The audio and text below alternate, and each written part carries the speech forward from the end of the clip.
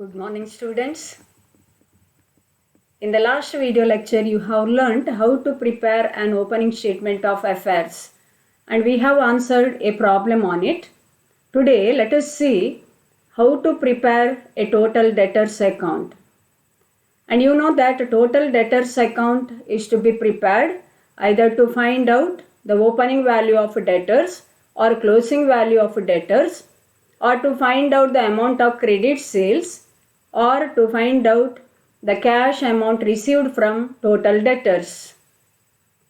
So depending upon the missing information in the question, you will decide which amount you are ascertaining under total debtors account. ನಾವು total debtors account ಮಾಡೋದು ಯಾಕೆ ಅಂತ ಹೇಳಿದರೆ, ಐದರ್ opening value of debtors ಪ್ರಾಬ್ಲಮಲ್ಲಿ ಕೊಡೋದಿದ್ರೆ ಅದನ್ನು find out ಮಾಡಲಿಕ್ಕೆ, ಅಥವಾ closing value of debtors ಪ್ರಾಬ್ಲಮಲ್ಲಿ ಕೊಡೋದಿದ್ರೆ ಅದನ್ನು find out ಮಾಡಲಿಕ್ಕೆ, ಅಥವಾ ಕ್ರೆಡಿಟ್ ಸೇಲ್ ಕೊಡೋದಿದ್ರೆ ಅದನ್ನು ಕೂಡ ಫೈಂಡ್ ಔಟ್ ಮಾಡ್ಬೋದು ಟೋಟಲ್ ಡೆಟರ್ಸ್ ಅಕೌಂಟ್ ಮಾಡಿ, ಅಥವಾ ಕ್ಯಾಶ್ ರಿಸೀವ್ಡ್ ಫ್ರಮ್ ಡೆಟರ್ಸ್ ಪ್ರಾಬ್ಲಮಲ್ಲಿ ಕೊಡೋದಿದ್ರೆ ಅದನ್ನು ಫೈಂಡ್ ಔಟ್ ಮಾಡಲಿಕ್ಕೆ ಅಂತೇಳಿ ಟೋಟಲ್ ಡೆಟರ್ಸ್ ಅಕೌಂಟನ್ನು ಮಾಡ್ತೇವೆ. ಇದರಲ್ಲಿ ಯಾವುದಾದ್ರೂ ಒಂದು ಇನ್ಫಾರ್ಮೇಷನನ್ನು ಒಮ್ಮೆ ನೀವು ಟೋಟಲ್ ಡೆಟರ್ಸ್ ಅಕೌಂಟ್ ಮಾಡಿ ಫೈಂಡ್ ಔಟ್ ಮಾಡ್ಬೋದು. ನೋಡಿ, ಈಗ ಒಂದು ಪ್ರಾಬ್ಲಮ್ ಆನ್ಸರ್ ಮಾಡುವ. Here you are asked to prepare total debtors account to find out the closing balance of debtors. ಹೇಳಿದ್ದು ನಾನು ನಿಮಗೆ ಅರ್ಥ ಆಯಿತು ಅಂತ ಹೇಳಿ ಗ್ರಹಿಸ್ತೇನೆ. ನೋಡಿ, ಮಿಸ್ಸಿಂಗ್ ಇನ್ಫಾರ್ಮೇಷನ್ ಯಾವುದಾದ್ರೂ ಒಂದು ಇರ್ತದೆ, ಉಳಿದದೆಲ್ಲ ಕೊಟ್ಟಿರ್ತಾರೆ. ಸಪೋಸ್ ಈಗ ನಿಮಗೆ closing balance of debtors find out ಮಾಡಲಿಕ್ಕೆ ಹೇಳಿದರೆ ಟೋಟಲ್ ಡೆಟರ್ಸ್ ಅಕೌಂಟ್ ಮಾಡಿ, ಉಳಿದ ಎಲ್ಲ ಐಟಮ್ಸ್ ಡೆಟರ್ಸ್ ಅಕೌಂಟಿಗೆ ಸಂಬಂಧಿಸಿದ ಪ್ರಾಬ್ಲಮಲ್ಲಿ ಕೊಟ್ಟಿರ್ತಾರೆ. ಇದೊಂದು ಐಟಮ್ ಮಾತ್ರ ಮಿಸ್ಸಿಂಗ್ ಇರ್ತದೆ. ಹಾಗೆಯೇ ಈಗ ಪ್ರಾಬ್ಲಮಲ್ಲಿ ನಿಮಗೆ ಕ್ರೆಡಿಟ್ ಸೇಲ್ಸ್ ಫೈಂಡ್ ಔಟ್ ಮಾಡಲಿಕ್ಕೆ ಅಂತೇಳಿ ಆದರೆ ಒಂದು ವೇಳೆ ಉಳಿದ ಎಲ್ಲ ಇನ್ಫಾರ್ಮೇಷನ್ ಪ್ರಾಬ್ಲಮಲ್ಲಿ ಕೊಟ್ಟಿರ್ತಾರೆ. ಓಪನಿಂಗ್ ವ್ಯಾಲ್ಯೂ ಆಫ್ ಡೆಟರ್ಸ್ ಇರ್ಬೋದು, ಕ್ಲೋಸಿಂಗ್ ವ್ಯಾಲ್ಯೂ ಆಫ್ ಡೆಟರ್ಸ್ ಇರ್ಬೋದು, ಕ್ಯಾಶ್ ರಿಸೀವ್ಡ್ ಫ್ರಮ್ ಡೆಟರ್ಸ್ ಎಲ್ಲ ಪ್ರಾಬ್ಲಮಲ್ಲಿ ಇರ್ತದೆ ಆ ಟೈಮಲ್ಲಿ. ಅಥವಾ ಅದನ್ನು ಫೈಂಡ್ ಔಟ್ ಮಾಡಲಿಕ್ಕೆ ಬೇರೆ ಮೆಥಡಲ್ಲಿ ನಿಮಗೆ ಫೈಂಡ್ ಔಟ್ ಮಾಡಲಿಕ್ಕೆ ಆಗ್ತದೆ. ಆದ್ದರಿಂದ ನೆನಪಿಟ್ಟುಕೊಳ್ಳಿ, ಯಾವುದಾದ್ರೂ ಒಂದು ಐಟಮ್ ಮಿಸ್ಸಿಂಗ್ ಇರುವಾಗ ನಾವು ಟೋಟಲ್ ಡೆಟರ್ಸ್ ಅಕೌಂಟನ್ನು ಮಾಡುವಂಥದ್ದು. ಸೊ ಈ ಪ್ರಾಬ್ಲಮಲ್ಲಿ ಹೇಳಿದ್ದಾರೆ ನಮಗೆ closing balance of debtors find out ಮಾಡಿ ಅಂತೇಳಿ. ನೋಡಿ, ನಿಮಗೆ ಟೀಚ್ ಮಾಡಿದ ಫಸ್ಟ್ ಸೆಷನ್ನಲ್ಲಿ ನಾನು ನಿಮಗೆ ಫಾರ್ಮೇಟನ್ನೆಲ್ಲ ಎಕ್ಸ್ಪ್ಲೈನ್ ಮಾಡಿದ್ದೇನೆ. ಟೋಟಲ್ ಡೆಟರ್ಸ್ ಅಕೌಂಟ್ ಹೇಗೆ ಮಾಡೋದು, ಯಾವ ಯಾವ ಐಟಮ್ಸ್ ಎಲ್ಲೆಲ್ಲಿ ಬರ್ತದೆ ಎಲ್ಲ ಸಹ ಹೇಳಿದ್ದೇನೆ. ಫಸ್ಟ್ ಸೆಷನ್ ನೀವು ನೋಡಬೇಕು ಇನ್ನೊಮ್ಮೆ. ಇಲ್ಲಿ ಪುನಃ ಈ ವಿಡಿಯೋ ಲೆಕ್ಚರಲ್ಲಿ ಅದನ್ನು ರಿಪಿಟೇಷನ್ ಮಾಡೋದಿಲ್ಲ. ಜಸ್ಟ್ ಆ ಫಾರ್ಮೇಟನ್ನು ನೋಡಿಕೊಳ್ಬೇಕು, ನೀವು ಕರೆಕ್ಟಾಗಿ ಕಲೀರಿ ಅದನ್ನು. ಟೋಟಲ್ ಡೆಟರ್ಸ್ ಅಕೌಂಟನ್ನು ಮಾಡೋದು ಹೇಗೆ, ಲೆಡ್ಜರ್ ಅಕೌಂಟನ್ನು ಮಾಡಬೇಕಾದ್ರೆ ಲೆಡ್ಜರ್ ಅಕೌಂಟ್ ಮಾಡೋದಕ್ಕೆ ನೀವು ಮೈಂಡಲ್ಲಿ ಜರ್ನಲ್ ಎಂಟ್ರೀಸ್ ಪಾಸ್ ಮಾಡೋದು, ಅದನ್ನು ಮತ್ತೆ ಪೋಸ್ಟಿಂಗ್ ಮಾಡೋದು ಅಷ್ಟೇ. ಸೊ ಯಾವ ಯಾವ ಎಂಟ್ರಿಯಲ್ಲಿ ಟೋಟಲ್ ಡೆಟರ್ಸ್ ಅಕೌಂಟ್ ಬರ್ತದೆ ಅದೆಲ್ಲ ಪೋಸ್ಟಿಂಗ್ ಆಗ್ತದೆ ಟೋಟಲ್ ಡೆಟರ್ಸ್ ಅಕೌಂಟಿಗೆ. ಸೊ ನೋಡುವ ಈಗ ಪ್ರಾಬ್ಲಮ್ ನೋಡಿ ಅಂತ ಇಲ್ಲಿ. Prepare total debtors account from the following particulars and ascertain the closing balance of debtors. You are provided with the following information. Opening debtors are given, bad debts, credit sales, bills receivable dishonored by customers, bills receivable received, bills receivable endorsed to creditors dishonored, cash received from debtors, sales returns ಕೊಟ್ಟಿದ್ದಾರೆ, cash paid to customers, reserve for bad and doubtful debts ಹೇಳಿದ್ದಾರೆ, discount allowed to customers ಹೇಳಿದ್ದಾರೆ. ಇಷ್ಟು ಇನ್ಫಾರ್ಮೇಷನಿಂದ ನಿಮಗೆ total debtors account ಮಾಡಿ ಏನನ್ನು find out ಮಾಡಲಿಕ್ಕೆ ಹೇಳಿದ್ದಾರೆ ನೋಡಬೇಕು. You are asked to find out closing balance of debtors. So prepare total debtors account. Go on recording the items given in the question. Opening debtors means it is an asset. Amount due from someone is an asset on our part. So record it on the debit side. To balance brought down 8,000. Next, bad debts written off. Journal entries bad debts account debtor to total debtors account. So total debtors account credited by bad debts. Credit side ಅಲ್ಲಿ ಬರೀಬೇಕು. Next ಇದೆ ನೋಡಿ, credit sales. Credit ಸೇಲ್ಸ್ಗೆ journal entry ಗೊತ್ತು ನಿಮಗೆ. Total debtors are customers account debtor to credit sales. ಸೇಲ್ಸಿಗೆ ಏನು entry ಬರೀತೀರಾ ಅಂತ ಹೇಳಿ ಮೈಂಡಲ್ಲಿ ಪಾಸ್ ಮಾಡಿಕೊಳ್ಳಿ, ನಂತರ ಅದನ್ನು ಪೋಸ್ಟ್ ಮಾಡಿ. ಕ್ರೆಡಿಟ್ ಸೇಲ್ಸಿಗೆ total debtors account debtor to credit sales 38,000. Next, bills receivable dishonoured by customers. Bills receivable receive ಆದಾಗ ನಾವು bills receivable account debtor to total debtors account ಅಂತೇಳಿ ಬರೀತೇವೆ. ಅದೇ ಬಿಲ್ಸ್ ರಿಸೀವೇಬಲ್ ಡಿಸಾನರ್ ಆದಾಗ ಅದೇ ಜರ್ನಲ್ ಎಂಟ್ರಿಯನ್ನು ರಿವರ್ಸ್ ಮಾಡಿ ಬರೀದು ನೋಡಿ. Total debtors account debtor to bills receivable 1,000 ಈ ಸೈಡ್ ಬರೀಬೇಕು. ಡಿಸಾನರ್ ಆದದಕ್ಕೆ total debtors account debtor to bills receivable dishonoured ಬರೀರಿ ಅಲ್ಲಿ. ನೆಕ್ಸ್ಟ್ ನೋಡಿ, bills receivable received. Bills receivable ರಿಸೀವ್ಡ್ಗೆ bills receivable account debtor to total debtors account ಅಂತೇಳಿ ಬರ್ತದೆ. So total debtors account credited by bills receivable. ನೋಡಿ, cash received, bills receivable received ಇದೆಲ್ಲ debtors ಅಕೌಂಟಿನ credit ಸೈಡಲ್ಲಿ ಬರುವಂಥದ್ದು, ನೆನಪಿಟ್ಕೊಳ್ಳಿ ಈ ಸೈಡಲ್ಲಿ. ಅದೇ ಬಿಲ್ಸ್ ರಿಸೀವೇಬಲ್ ಡಿಸಾನರ್ ಆದರೆ ಡೆಬಿಟ್ ಸೈಡಲ್ಲಿ ಬರಿಬೇಕು. ಅದೇ ಎಂಟ್ರಿಯನ್ನು ರಿವರ್ಸ್ ಮಾಡಿ ಬರೆದ್ರೆ ಆಯಿತು.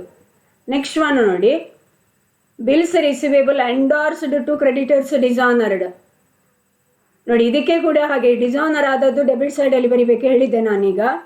Journal entry is total debtors account debtor to creditors account 500 debit ಸೈಡಲ್ಲಿ ಬರಿಬೇಕು. ಎಂಟ್ರಿಗಳನ್ನು ನೋಡಿಕೊಳ್ಳಿ. Next cash received from debtors. Journal entries cash account debtor to debtors account.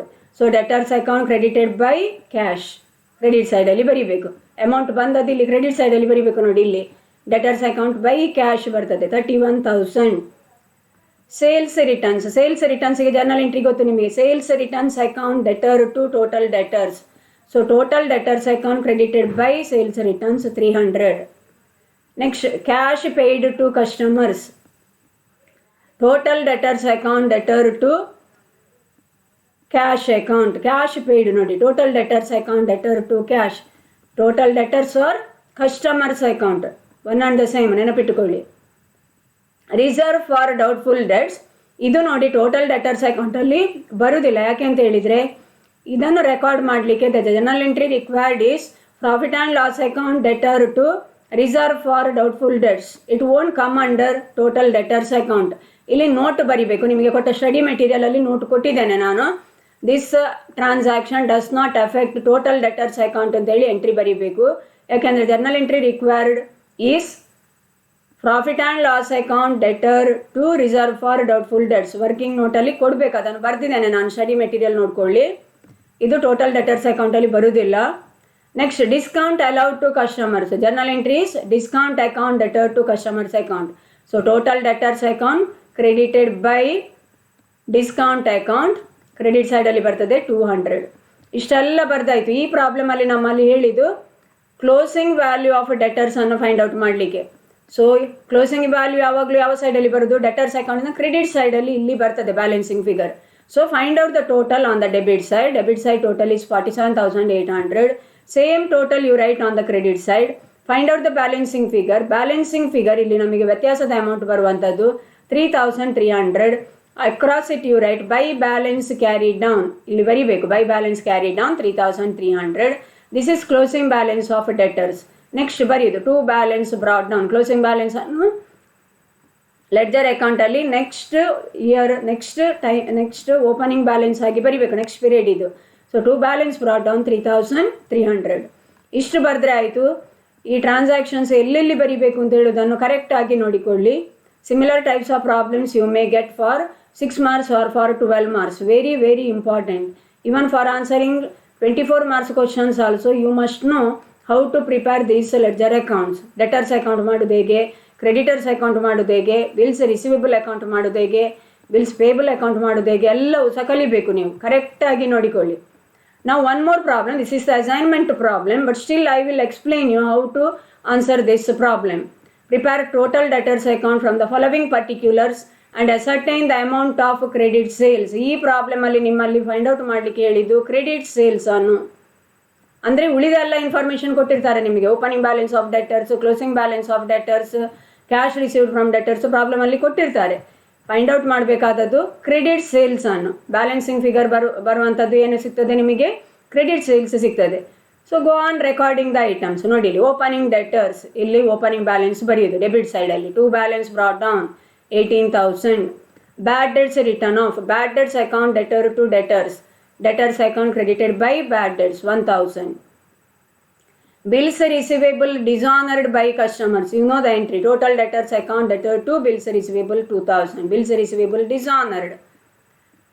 Next, bills receivable received. Bills receivable account debtor to debtors account. Debtors account credited by bills receivable 12,000. Credit side alli nodi. Next one. Bills receivable endorsed to creditors dishonored. Journal entry is total debtors account debtor to creditors account to creditors account 500. Last ಪ್ರಾಬ್ಲಮಲ್ಲಿ ಸಹ ಇದೇ transaction ಇತ್ತು ನೋಡಿ.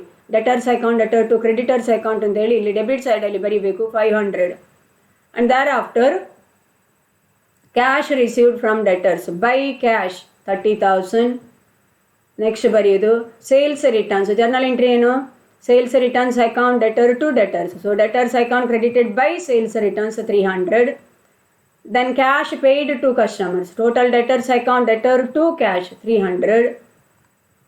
Next, reserve for doubtful debts. ಇಲ್ಲಿ ಸಹ working note ಕೊಡಬೇಕು. This transaction does not affect total debtors account because the journal entry required for recording the transaction is profit and loss account debtor to reserve for doubtful debts account. ಅದರಲ್ಲಿ debtors account ಬರುವುದಿಲ್ಲ, ಅದರಿಂದ ಅದನ್ನು ಬರೀಲಿಕ್ಕಿಲ್ಲ. Discount allowed to customers. Journal entry is discount account debtor to debtors account. Debtors account credited by discount 200. ಬರೀರಿ. Next closing balance of debtors 20,000 ಕೊಟ್ಟಿದ್ದಾರೆ. So closing balance ಅನ್ನು ಎಲ್ಲಿ ಬರೀಬೇಕು? Credit ಸೈಡಲ್ಲಿ ಬರೀಬೇಕು. By balance carry down 20,000. ನೆನಪಿಟ್ಟುಕೊಳ್ಳಿ, opening balance debit ಸೈಡಲ್ಲಿ, closing balance credit ಸೈಡಲ್ಲಿ ಬರೀಬೇಕು. ನಂತರ ಈ ಬ್ಯಾಲೆನ್ಸನ್ನು ಇಲ್ಲಿ ಟೋಟಲ್ ಆದ ನಂತರ ಇಲ್ಲಿ ಓಪನಿಂಗ್ ಬ್ಯಾಲೆನ್ಸ್ ಆಗಿ ಬರೀಲಿಕ್ಕೆ ಉಂಟು. ಸೊ ಈಗ ನಮಗೆ ಕ್ರೆಡಿಟ್ ಸೇಲ್ಸ್ ಫೈಂಡ್ ಔಟ್ ಮಾಡಲಿಕ್ಕೆ ಹೇಳಿದ್ದು. ಕ್ರೆಡಿಟ್ ಸೇಲ್ಸ್ ಯಾವ ಸೈಡಲ್ಲಿ ಬರ್ತದೆ? ಬ್ಯಾಲೆನ್ಸಿಂಗ್ ಫಿಗರ್ ಡೆಬಿಟ್ ಸೈಡಲ್ಲಿ ಬರ್ತದೆ. ಸೊ ಕ್ರೆಡಿಟ್ ಸೈಡ್ ಟೋಟಲ್ ಜಾಸ್ತಿ ಇರ್ತದೆ ನೋಡಿ, ಅದನ್ನು ಟೋಟಲ್ ಮಾಡಿ 63,500 ಬರ್ತದೆ. ಸೇಮ್ ಟೋಟಲ್ ಇಲ್ಲಿ ಬರೀರಿ 63,500. Find out the balancing figure. Balancing figure is 42,700. That is nothing but credit sales. ಇದು ಕ್ರೆಡಿಟ್ ಸೇಲ್ಸ್ ಆಗಿರ್ತದೆ, ಅಲ್ಲಿ ಬರೀಬೇಕು ಕ್ರೆಡಿಟ್ ಸೇಲ್ಸ್ ಅಂತೇಳಿ. ಟೋಟಲ್ ಬರ್ದಾಯಿತು, ಕ್ರೆಡಿಟ್ ಸೇಲ್ಸ್ ಫೈಂಡ್ ಔಟ್ ಮಾಡಿ ಆಯಿತು. ಈಗ ಕ್ಲೋಸಿಂಗ್ ಬ್ಯಾಲೆನ್ಸ್ ಉಂಟಲ್ಲ ಈ ಡೆಟರ್ಸ್ ಅಕೌಂಟಲ್ಲಿ, ಕ್ಲೋಸಿಂಗ್ ಬ್ಯಾಲೆನ್ಸನ್ನು ನೆಕ್ಸ್ಟ್ ಪೀರಿಯಡಿನ ಓಪನಿಂಗ್ ಬ್ಯಾಲೆನ್ಸ್ ಆಗಿ ಬರೆಯೋದು. ಇಲ್ಲಿ ಟು ಬ್ಯಾಲೆನ್ಸ್ ಬ್ರಾಡ್ ಡೌನ್ 20,000 ಬರೀರಿ. ಇಷ್ಟು ಮಾತ್ರ ಬರೀಲಿಕ್ಕಿರುವಂಥದ್ದು. ನಿಮಗೆ ಅಸೈನ್ಮೆಂಟನ್ನು ಒಟ್ಟಿಗೆ ಕೊಡ್ತೇನೆ ನಾನು, ಸ್ಟಡಿ ಮೆಟೀರಿಯಲಲ್ಲೇ ಇರ್ತದೆ ಅಸೈನ್ಮೆಂಟು ಕೂಡ. ಹೇಳಿದ್ದೆ ನಾನು, ಒಂದು ಸಪರೇಟ್ ನೋಟ್ಬುಕ್ಕಲ್ಲಿ ಅಸೈನ್ಮೆಂಟನ್ನು ಕರೆಕ್ಟಾಗಿ ಆನ್ಸರ್ ಮಾಡಬೇಕು. ಮತ್ತು ರೆಗ್ಯುಲರ್ ಆಗಿ ಕೊಟ್ಟ ಪ್ರಾಬ್ಲಮ್ಸನ್ನು ಒಂದು 2 ಸಲ ಆದರೂ ಸಹ ಆನ್ಸರ್ ಮಾಡಬೇಕು. ವಿಡಿಯೋವನ್ನು ಕರೆಕ್ಟಾಗಿ ಕೇಳಿ, ಕರೆಕ್ಟಾಗಿ ಕಲೀರಿ. Okay students, have a very nice day. Thank you so much.